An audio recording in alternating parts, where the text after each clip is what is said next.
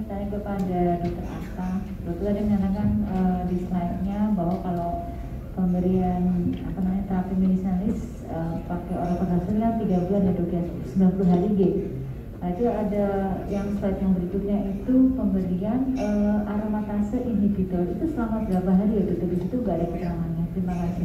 Iya dok, kalau aromatase inhibitor ini memang disampaikan dia juga sama dok, bisa kita berikan jangka panjang pada pasiennya, tetapi dia harus kita melakukan pemantauan yang lebih ketat pada pasiennya dibandingkan pada yang pil kontrasepsi. Dan kemudian adalah aromatase inhibitor dia jauh lebih mahal, dan sebenarnya kalau kita berikan pada pasien dia hampir mirip terapinya seperti pada saat kita melakukan stimulasi ovarium. Maka dosisnya itu hanya 2,5 mg per hari untuk aromatase inhibitor. Tetapi ya tadi, dia harus kita tambahkan dengan terapi lainnya, karena ketika kita melakukan terapi jangka panjang pada aromatase inhibitor, dia juga memberikan efek samping yang cukup panjang pada pasien dan kurang menyenangkan. Terapi lainnya kita tetap berikan pil oral kontrasepsi dok, pil oral kontrasepsi, progestin ataupun GnRH agonis dan GnRH antagonis. Begitu dok. Karena dari guideline SID kalau mungkin kan di kita sebenarnya kurang lazim digunakan ya dok ya untuk aromatase inhibitor ini, karena tadi dia high cost dan tidak sesuai dengan kemampuan ekonomi rakyat Indonesia ya. Jadi untuk terapi ini biasanya memang data-datanya ini rata-rata dari Eropa. Ya, betul. Dokter Binarwan mau tambahkan? Pertanyaan ini dulu ya. Jadi kalau aromatase inhibitor ini sebenarnya kan karena biayanya mahal ya. Jadi itu dia menjadi terapi yang lini berikutnya. Kalau seandainya yang lain itu gagal, terutama yang pasien-pasien yang dimana kita menganggap intrinsik aromatase di dalam lesi itu hyperactivity, jadi kita pakai aromatase inhibitor itu untuk mensuppress. Apalagi yang kasus itu lebih sering itu pada DIA sebenarnya, itu yang highly intrinsic factors aromatase. Jadi kita kadang-kadang kalau sudah resisten itu kita akan, kalau bayi tabung kita ada gunakan terutama pada yang fail, itu kita gunakan bahkan GnRH analog plus letrozole itu 2 bulan kita taruh untuk suppress, karena GnRH itu kan menekan FSH/LH, estrogen, tapi tidak menekan aromatase inhibitor, aromatase yang terjadi intrinsik. Jadi kita perlu sebuah agent aromatase inhibitor yang bisa menekan intrinsically lesion tersebut. Jadi itu merupakan, ini memang betul yang disampaikan tadi dokter Gino sudah mengisikan mahal ya. Jadi itu jadi suatu pertimbangan. Terima kasih. Ya, yang penting kita juga harus memikirkan keberlangsungan dari terapi yang kita berikan. Artinya biasanya pasien itu bisa tiba-tiba memutus sendiri dan itu tidak baik untuk perkembangan dunia ya. Jadi artinya seperti tadi saya sudah sampaikan juga pada penggunaan progestin itu bisa 5 tahun cukup aman gitu ya. Tadi kurang efisien ya dibilang ya. Oke, tadi dari belakang ada ya, pertanyaan. Saya mau pengen bertanya. Saya Rosita dari Andaru. Menarik sekali tadi mengenai endometriosis remaja. Di situ dinyatakan yang ingin saya tanyakan adalah pilihan terapi untuk remaja, karena akhir-akhir ini memang banyak remaja-remaja dengan dysmenor yang kita secara objektif kita lihat memang ada kista, atau jadi kita menduga ke arah endometriosis dengan nyeri hebat sampai harus kalau lagi menstruasi nggak bisa sekolah, mungkin 2-3 hari nggak bisa hadir untuk sekolah. Nah, pilihan terapi untuk remaja ini apa? Mengingat nanti mereka juga akan keberlangsungan nanti fertilitas di masa yang akan datang. Terima kasih. Silakan dokter Ahmad. Iya dok. Jadi untuk terapi endometriosis pada remaja Jadi kita mungkin bisa memilih suatu kombinasi ya dok ya, kombinasi baik itu terapi non hormonal dan juga terapi hormonal. Terapi non hormonalnya bisa kita berikan analgetik, kemudian juga bisa kita berikan terapi hormonal. Mungkin terapi hormonal yang bisa kita berikan saat awal sekali pada pasien bisa berupa pil progestin ataupun berupa pil oral kombinasi. Jadi itu disesuaikan juga dok, karena tadi kalau kita mau bergantung dengan BPJS Kesehatan, diagnosis tidak akan ditanggung kalau belum ada hasil PA-nya ya dok ya. Nah, jadi kadang kalau kami nih, kalau di Hasan Sadikin kami akan memberikannya pil oral kombinasi karena rata-rata yang datang ke kami bukan pasien-pasien yang mampu. Tetapi beda kalau pasiennya datang ke praktek pribadi, mungkin kita akan memberikan penjelasan pada pasien mana yang pasien akan memilih ya, baik itu pil oral kontrasepsi maupun pil progestin, karena memang dari hasil systematic review dan meta-analisisnya bahwa efektivitasnya baik itu pada pil oral kombinasi maupun pil progestin memberikan hasil yang sama pada memperbaiki untuk visual analog score-nya. Kemudian bisa juga terapi yang lain dong. Terapi yang lain yang bisa dilakukan adjunctive mungkin ya pada pasien ini untuk aktivitasnya diperbaiki ya, pasien yang mungkin memperbaiki gaya hidupnya, olahraga, kemudian paparan sinar matahari, dan juga beberapa pasien kita sarankan untuk aktivitas, karena yang saat ini terjadi adalah mereka ini jarang melakukan aktivitas, sehingga tadi kalau misalkan ada beberapa mungkin ketika dia sedang nyeri haidnya, dia tetap bisa melakukan aktivitas yang sifatnya adalah ringan sedang. Ketika dia di luar siklus haidnya bisa melakukan aktivitas yang sifatnya bisa sedang ataupun sedang berat. Gini dok. Ya, cukup puas ya? Belum.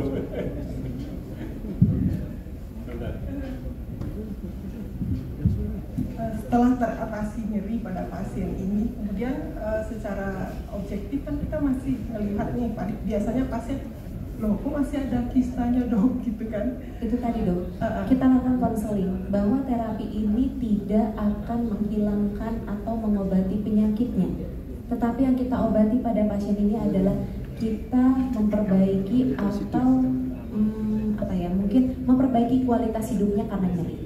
Itu yang paling penting ya, karena tadi kalau kita mau menilai pada pasien, kita mau mulai terapi, ibu mau yang mana dulu bu? Mau nyerinya atau mau fertilitasnya? Tetapi pada remaja pasti adalah nyerinya. Berbeda ketika wanita ini sudah menikah. Kalau sudah menikah, maka tadi kalau sampaikan dokter Binarwan, maka kalau misalkan pada kita mau fertilitas, memang kita harus bergerak lebih cepat. Tapi kalau pada pain, mau tidak mau kita harus memberikan terapinya terapi jangka panjang, karena tadi dia sebuah chronic disease. Ya, oke. Selanjutnya silakan yang di depan.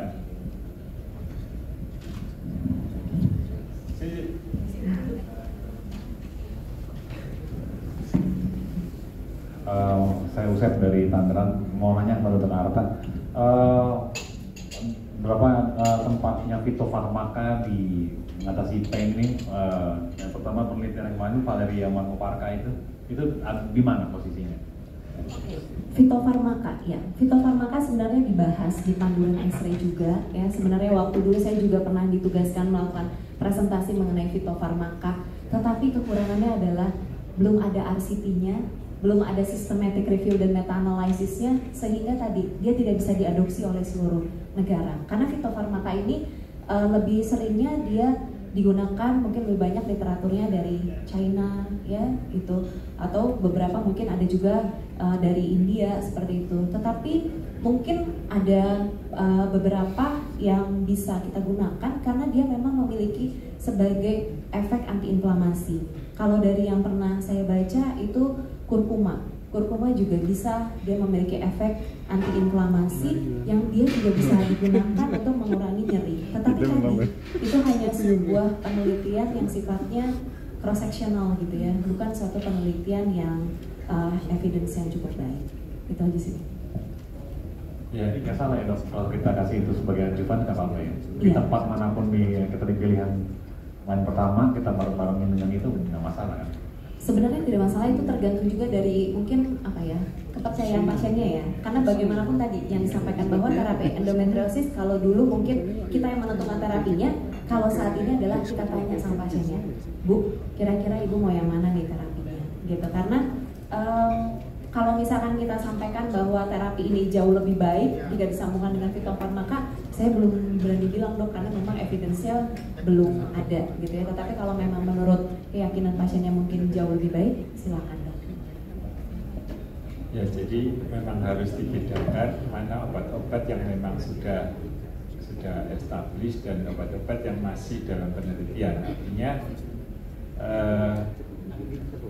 harus ada semacam rekomendasi gitu ya. Artinya kita juga nggak bisa asal-asalan gitu. Nanti banyak itu kan obat-obat penelitian itu kan masih berjalan gitu ya.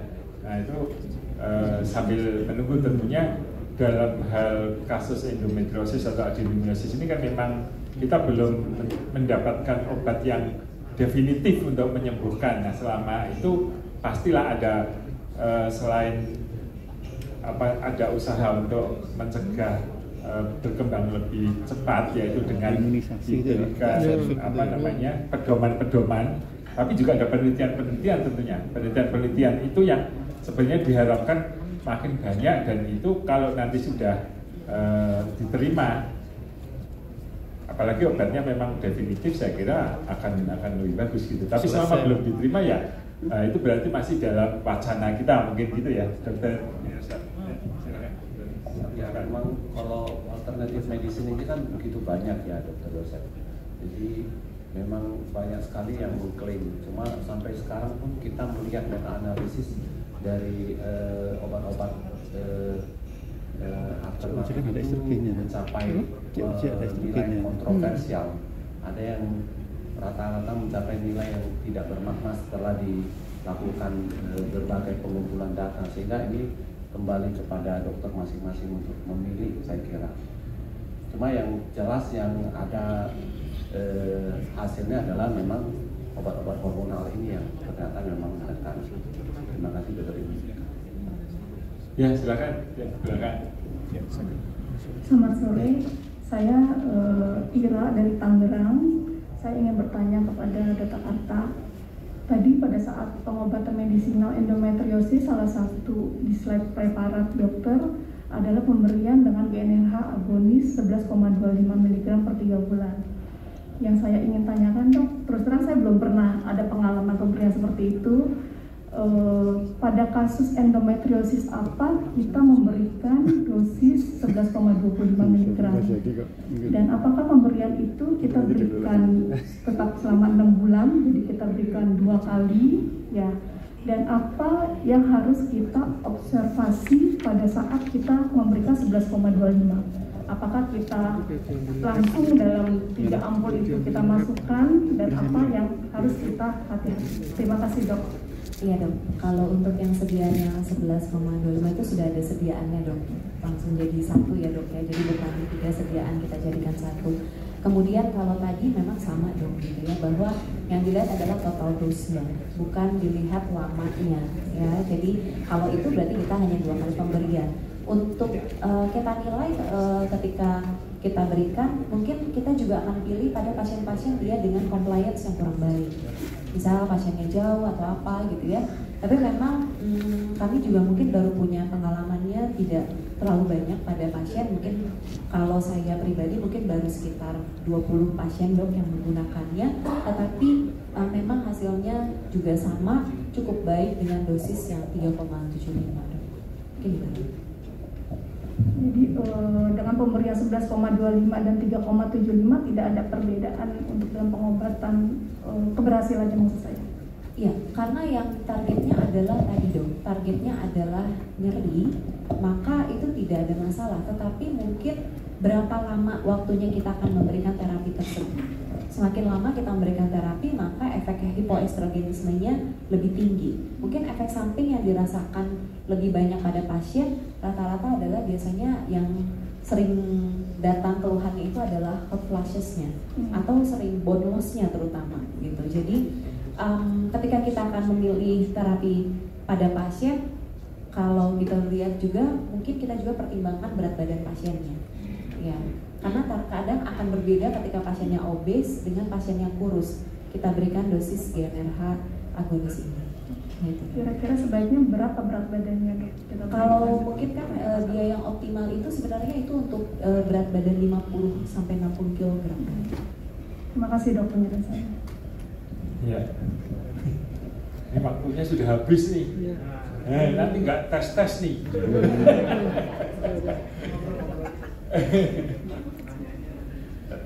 Oke, masih ada waktu. Masih ada waktu nggak? Satu pertanyaan lagi, ya. Silakan, aju duluan, kami silakan. Ya. Terima kasih, dokter. Ini nama saya Laili dari Jogja, Dok. Ini mau menanyakan ke Dokter Inu. Tadi kan pemberian GnRH agonis diberikan adback terapi, ya, Dok. Itu kapan kita memberikan adback terapi? Apakah bersamaan atau setelah berapa bulan, atau mungkin menunggu ada keluhan, atau kita harus melakukan pemeriksaan hormonal terlebih dahulu, dokter?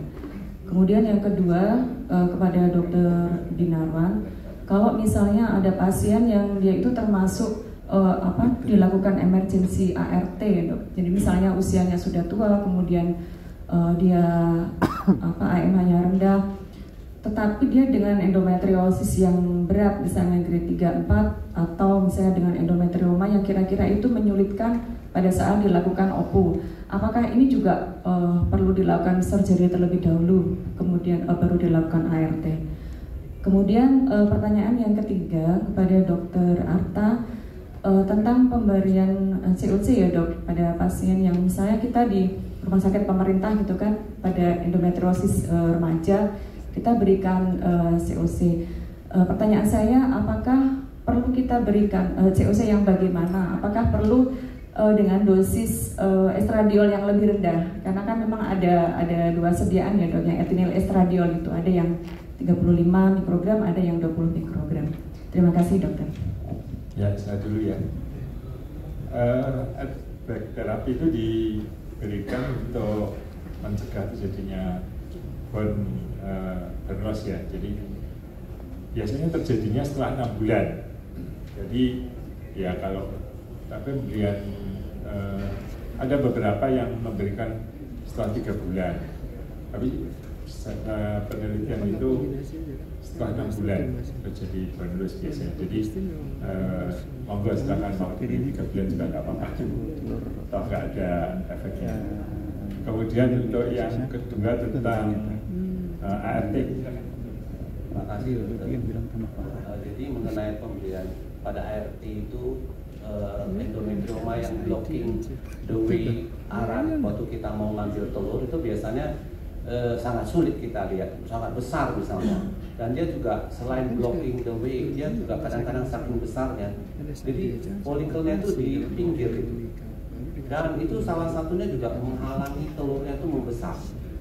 Jadi kalau kita kempeskan, kadang kita sebelum kita lakukan tindakan kita kecilkan supaya tidak ada efek peregangan. Jadi bagian pinggir itu tidak terlalu meregang, dia juga telurnya bisa cepat membesar. Kalau tidak, kita akan dapatkan sesuatu pengukuran yang salah. Waktu kita rangsang-rangsang ternyata nggak membesar, ternyata kita periksa estradiolnya udah naik terus. Ternyata telurnya harusnya udah 17, kelihatan masih 14. Seolah-olah kecil, padahal sebenarnya sudah matang besar. Nah, itu yang bisa membuat kita salah. Jadi salah satu efeknya juga menguranginya dengan cara mengecilkan aspirasi, atau kalau memang sangat mengganggu, kita akan melakukan operasi sistektomi ataupun operasi drainase kalau memang AMH-nya ataupun jumlah folikelnya sudah rendah sekali, kita nggak berani melakukan stripping. Karena kalau stripping langsung dia menopause. Jadi ada teknik baru yang dilakukan untuk operasi pada pasien-pasien yang AMH-nya rendah. Itu namanya 3-step surgery. 3-step surgery itu bagaimana? 3-step surgery itu operasi pertama di drainase dulu, dikasih oxidase lulus, itu dikasih, kemudian diberikan 3 bulan obat, apakah dienolges atau GnRH, Baru yang ketiga kemudian kita second loop operasi untuk melakukan cystectomy stripping. Nah ternyata dua teknik tradisional dengan teknik yang 3-step itu penurunan AHEMA itu lebih rendah. Nah itu salah satu alternatif barangkali untuk yang kita khawatir kalau AHEMA-nya terlalu rendah, itu bisa kita berikan. Mungkin ada catatan mengenai tadi yang GNRH ya. GNRH itu harus diberikan memang paling sedikit 3 bulan ya. Jadi otomatis memang diciptakan teknologi yang namanya 3M itu 3 bulan itu yang tadi diberikan Dr. Atta itu 11, sekian itu memang 3 bulan minimalnya diberikan, nggak bisa sebulan. Misalnya kita kasih GNRH analog sebulan, apa yang terjadi? Sebulan pertama itu pasti bleeding masih, bulan kedua masih bleeding tapi udah sedikit, bulan ketiga baru benar-benar berhenti. Jadi teknologi yang tadi GNRH analog 3 bulan menjawab hal tersebut. Jadi pasien itu memberikan kemudahan 3 bulan kemudian baru datang, tidak perlu setiap bulan. Nah itu juga untuk asuransi, barangkali dia kan datang operasi langsung kita suntik 3 bulan sehingga dia tiap bulan itu tidak perlu bayar, dia bayar di depan. 1 kali suntik ya sudah bisa menjawab untuk 3 bulan berikutnya. Dan GNRH analog itu juga kita bisa berikan dosis setengahnya. Tadi diberikan Dr. Atta 3,75, kita bisa berikan setengah. Kalau ukuran berat badannya di bawah 50 kilo, nah itu boleh dihemat, setengah boleh diberikan. Ya, 1,88 itu ada. Nah, tadi Dr. Indu sampaikan. Jadi kalau misalnya ada pasien dengan kista nggak terlalu besar, gitu, kemudian kita melakukan stimulasi, pada saat kita melakukan OPO itu cairannya bisa ganggu folikel nggak dok? Artinya kan kita mungkin menusuk cairan endometriomanya itu, kemudian kita balik menusuk sel telur kan jelek mungkin. Pasti kalau kita melihat memang kita harus melewati itu, biasanya kita sedot dulu, kita kecilkan dulu, baru kita ini. Karena mau tidak mau kalau kita tembus di atas di jarum, pasti lengket itu deposit daripada sekretnya. Kita masukkan lagi terobos ke atas lagi, baru kita sedot. Telur yang terkontaminasi oleh cairan endometriosis jelas kualitasnya akan menurun. Jadi lebih baik kita sedot ya, atau kita pakai berbagai cara. Barangkali aspirasinya udah dimulai pada 1 hari sebelum haid pertama atau hari-hari pertama kita sudah lakukan sedotan, sehingga untuk kecil kita ini, atau manipulasi kadang-kadang kita dengan tangan kita menekan, yaitu folikelnya bisa turun ke bawah jadi terakses duluan. Jadi kita usahakan tidak menyate endometriomanya. Nyate itu menembus maksudnya. Jadi memang kayak sate gitu ya, endometriosisnya dulu baru folikelnya gitu ya dok. Ya, oke. Kalau tadi untuk dosis pil kombinasinya sebenarnya tidak ada preferensi tersendiri sih dok ya. Jadi memang kan kalau yang tadi ya dengan dosis yang lebih rendah kan sebenarnya harganya jauh lebih mahal juga ya dok ya. Tetapi memang kalau disampaikan dosisnya itu mungkin kalau saat ini pil oral kombinasi itu sudah dengan dosis ethinyl estradiol yang lebih rendah dibandingkan pada saat pertama kali ethinyl estradiol yang ada dari pil kombinasi. Tetapi yang tadi disampaikan adalah yang sebenarnya kita harus maintain untuk menjaga efektivitasnya adalah kadar estradiolnya sebenarnya. Ya, itu sih. Jadi tidak ada bedanya sebenarnya dok mau yang mana, tergantung dari kenyamanan pasiennya, karena tadi dengan dosis yang lebih rendah maka efek samping yang dirasakan oleh pasien juga sebenarnya lebih sedikit dibandingkan dengan dosis yang lebih tinggi. Tetapi memang yang saat ini mungkin tersedia jauh lebih murah yang dosisnya sekitar yang 30 atau 35. Ya, saya kira waktunya sudah habis. Kita akhiri sampai di sini. Kita berikan tepuk tangan untuk terima kasih Dr.